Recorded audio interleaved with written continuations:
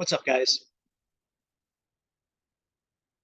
Hey, just want to break down here for this lesson here. It's using the this keyword in JavaScript. So last lesson, we kind of learned about global and local variables. Okay. So what you got to understand is a global variable is a variable that is created outside of a function. Outside of a function exists throughout your program. A local variable is a variable that is created inside of a function. Okay, so that was from the last lesson. Where this comes in is it allows us to create a local variable inside of a function, but also call a global variable that's outside of the function with the same name as the local variable that we created in there. So it's going to sound a little confusing here, but I'm going to walk you through it, and hopefully by the end of this, it'll make a lot more sense. So what this is called is we're going to be using the parent scope of a function. Okay, when you use the this inside a function, the keyword this refers to whatever owns the function, something referred to as the parent scope of the function. By owns the function, we're talking about the global variable outside of that. If we create global variables, we got a little typo here, let me take that out. If we create global variables A and B, both with a value of 10. So what I'm going to do is I'm going to go to my variable section of my .js file, and I'm going to create a variable called var a equals 10, var b equals 10. Okay, so I'm going to do that. And actually, let me back up just a smidge here. One of the things I want to show you that I did here is I have a file here that I created this.js for this, and I want you to do that as well. So you're going to create another file called this.js. We're going to reference both. Our main's getting real full. We got a lot of information in here, and you guys are kind of getting a little confused with it. So what I want to do is I want to clean it up with this.js. So you're going to create that this.js. All right, and if you notice over here, then I am calling script source equals this.js right here, and script source equals main.js. So I'm actually calling both of these JS files. So this.js is just going to run this program that I'm putting in there. It's going to demonstrate how this calls global variables inside of a function. Okay. So I want to make sure you do that. Now, when you look at this, it still will run in hierarchy order. So the first script that's going to get ran in my order here is going to be this. So my first pop-ups when I do this, my first alerts are going to be from this.js. My second pop-ups then are going to be from our main.js. With, if you remember, right now we're running like I think it's a pop-up, an alert that says 27, and then an alert that says like 55 point with 13 zeros and a 1. So we're kind of working with that right there. So, and actually we could show you what the output is going to look like here. If I come, I think I got it right here. Let me review. So if I refresh this page, boom, this is what we're going to end up with. So we're going to create a program that's going to basically alert this.a equals 10. It's going to have a line break that says local variable A equals 20. So that's the variable that we're going to create inside of our function. Global variable B equals 20. So we're going to create this global variable called B, give it a value of 20. But then we're going to have global variable A equals 10. Okay. So you'll see here, we're going to have local variable A, which is 20, and we're going to have a global variable A, which is 10. We're going to write all this in the this new function, this show var function that we're going to do. All right, and then if I hit OK, because again, if I go back, it's running this code first. Next up, we'll run this code here. So that's why that first pop-up was here. But if I hit OK, there's my 27 from my main, and there's my 55 point with 13 zeros and a 1. Also from my main. So that first alert, if I refresh, this is going to come from that this.js. Then you've got 27 from my main, and you got 55.000. So I'm just trying to show you a little insight here as to how we can stack mains just like we do indexes, or just like we do .htmls. We can stack .js files. We can call them, but when you write them in the head, they're going to get called in the order that you've done. You don't have to do this. I'm doing this for an organizational piece, but it's something that you may want to pay attention to. Anyways, let's get back to business here. So the first thing we're going to do, and I know it says examples.js right here, but in your this.js full file, you're going to want to create a variable section. So you do like / var, and then put, I think I use dots. And you're going to create var A equals 10, var B equals 10. So we're creating a global variables A and giving it a value of 10, and var B and giving it a value of 10. Note, these are built in our variable section of our this.js, not inside a function. Therefore, they are global to the entire program. Period there. All right. The second thing you're going to want to do, then we define a function called showVars. So we're going to create a function called showVars, which means you're going to need to create a function section again.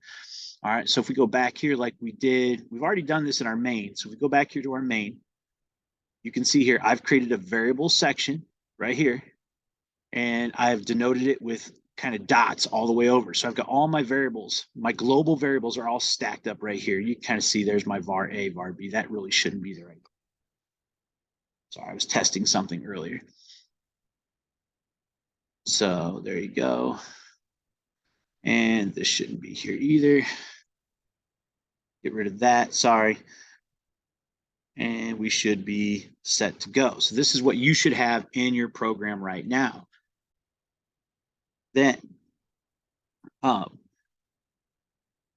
we define a function. So we're going to define a function called showVars that is designed to demonstrate these three things. Where they're going to demonstrate how we can ignore, okay, our global var A equals 10. So the var A that we created up here, we can ignore it in our function, okay, by creating a local var A equals 20. So A equals 20 in there. So we can create a var A equals 20 inside that. So it's kind of confusing. We're going to have a var A global right here, and we're going to have a var A 20 inside of our function. So that'll be a local variable inside of our function. Still update our global var B, which equals 10. So our global var B up here is 10. So we can update it by giving it 20.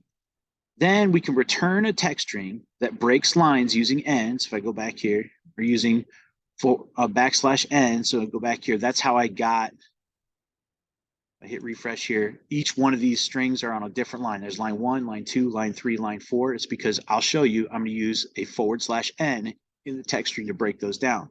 That's something we learned previously. It's just kind of a little brief review. Let's kick this out. Get back. Oops, sorry. All right.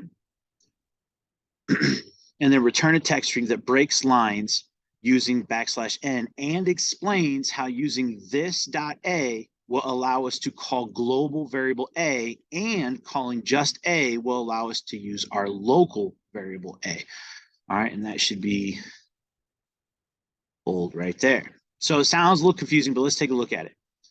Here is, remember, we created global variables. In our variable section, we created var A equals 10, var B equals 10, okay?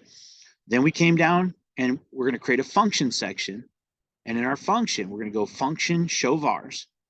And here we have var A. So this is the local variable A that we're creating equals 20. So right now we have a var A equals 10, which is local. And we have a var A, or sorry, look at that. Var A equals 20, which is local. And we have a var A equals 10, which is global at the top of our program, okay? So this one, this var A equals 20, since it's inside this showVars, declares a new local variable A.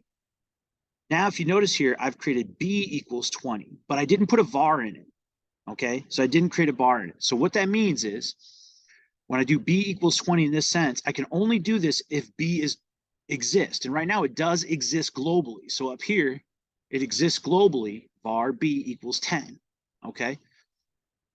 It exists globally, but in the function, I'm going to update it to 20. So B equals 20. That's why I don't need the var there, because it exists globally right here. So locally inside of this showVars, I'm going to update it. So I just say B, go find B, and give it a new value of 20. So this changes the value. Wow, got some text. I guess this should say value there. Changes the value of global variable B from 10 to 20. And here's the return I want to do, okay? So I want to return this.a equals, okay? So this is a text string, so I'm going to return. So it's actually going to type out on the screen the first lines are going to be this dot A equals boom. Okay, if I go back here, that's where this is going to come in. Preview, refresh, this dot A equals, okay? Let's see here. So what you got here then again, so this text string, quote, this dot A equals boom. All right, again, comes up to this dot A equals right there. So that's the text string that's saying right there. This dot A equals, all right? It's just, we're just kind of declaring it here. We come back, we're then going to use the plus operator. All right, so we're taking, or sorry, this dot A equals, and there it is. All right, with a little space right there, plus this dot A. Now you notice, so we ended our text string, got open text string, closed text string. We're adding the plus operator. It says this dot A. Okay, so now it's referring to this dot A, which is the global variable A, the global variable A. So when you come up here, it's var A equals 10. Okay, so this dot A plus another text string with a break in line. So they're going to drop a line, local variable A, okay, equals boom. So when we come in here, then go back, what you get, this thing quit refreshing on me, but that's this dot A equals, and when we have that this dot A, that's where it's going to find that local variable A, or sorry, that global variable A, which is 10. Then we have that next text string, which is the /n, and we write out local variable A equals, and then it's going to go find what our local variable A is. So if we come back, oops, sorry, right here. So this dot A is the first text string, and it's going to go find the global variable A. Then we're going to add a break in the line. The word local variable A equals, that's all text string. And then it just says A right there. Notice we don't have the this keyword in front of it. This dot A, we have A. So now it's going and finding the local variable A, which gets 20. All right, and that's why when we come back, we can see local variable A is 20 right there. All right, so it's finding it for us. And then we have another break in the line. So we're going to add another text string. We start out with a break in the line and we say the word global variable B gets, and then we go find the global variable B. Okay. Now, if you think though, you would think it would be 20. Okay.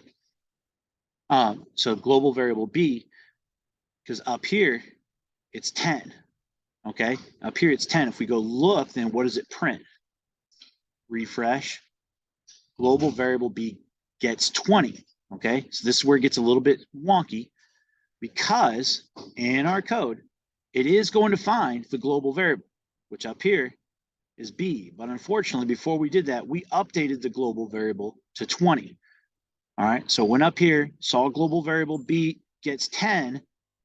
All right, but before we did the return, we updated B to 20. So that's why it prints global variable B gets 20 right there. Okay. Now we'll talk about this third line. Come back. So this is all the function here. So note, this function should be written in the bottom of your function section of the this.js. I also want to demonstrate again how we can create a global variable that stores a function. So I also created a global variable called var message equals show vars. So if you remember, this function is show vars. I've created a variable called message, but it's storing show vars. I've done it in my variable section. Note, I built this variable to store the show vars method in the variable section. It will be used in the alert calling the show vars method with the variable name messages or message. Okay, so we still have to do the alert. Lastly, let's build an alert to demonstrate everything that is happening in show vars. So again, I'm going to do an alert. So here's the alert message. And if you notice, it's not a text string, it's a variable. And that variable that I created was var message, which is storing show vars, which is the function we built right here. Okay. All right. So that's kind of what it is. Then we're going to add a text string, which is a break in the line. Okay. So it's going to run that entire thing. So we're going to print those 3 lines that we saw. So when we hit message, show vars is going to run, which is going to run this return, which is going to give these three messages, 1, 2, 3 right there. It's going to print those three things there. But then we're going to add this next text string, and we're going to go grab the global variable A. So if I come back,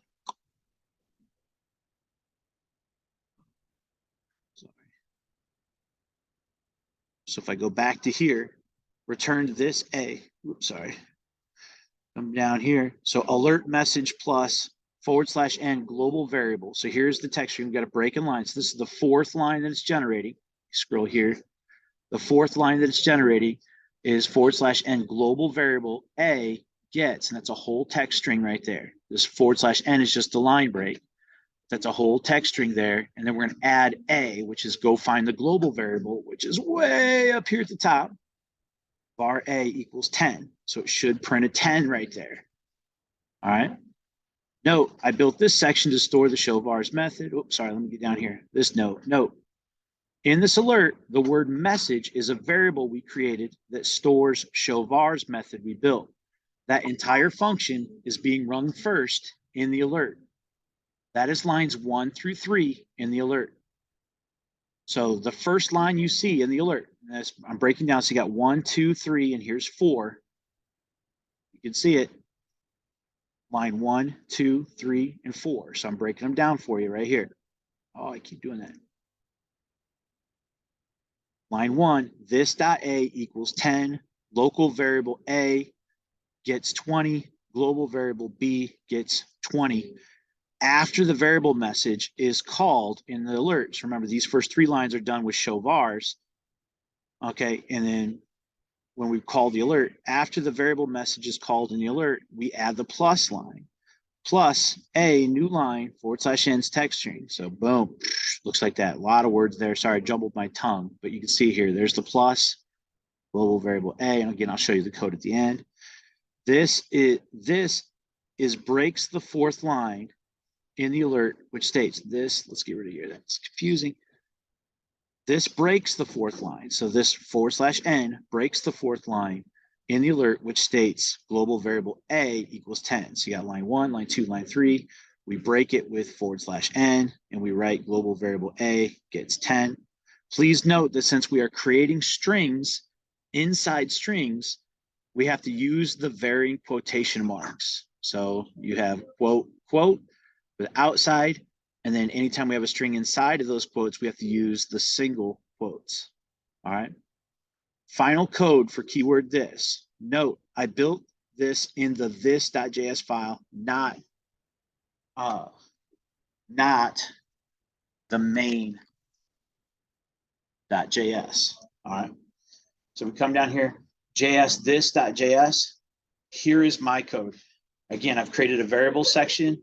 I've created a method section. I've created a function section. Here are my global variables. Boom, boom, boom, boom, boom. I have one method that I'm calling. So I'm calling this alert, which is running message, which is stored here, which is running this function, plus it's running this text string. So when I do this alert, it runs message, which says show vars. Well, we define show vars this, which prints those first 3 lines. Then I'm adding a line break and printing the 4th line right here. Okay, so what you get is you should get a pop-up like this. It says this dot A equals 10, local variable A gets 20, global variable B gets 20, global variable A gets 10. Note, this dot A is 10 because it is the global variable. All right, it's referring to the global variable. Then we talk about local variable A gets 20, global variable B gets 20, global variable A gets 10.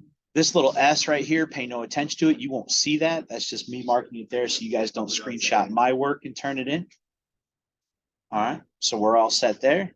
Next up, you should still get your 27. And there's that little S, pay no attention to it. And then the third would be that 55 with 13 zeros, pay no attention to the S. And then you should still have your red or whatever color you want here for your title, except yeah, that should still say index.html. You should have the howdy button there, and we should be good to go. All right. If you have any questions, please send me an email. Let me know.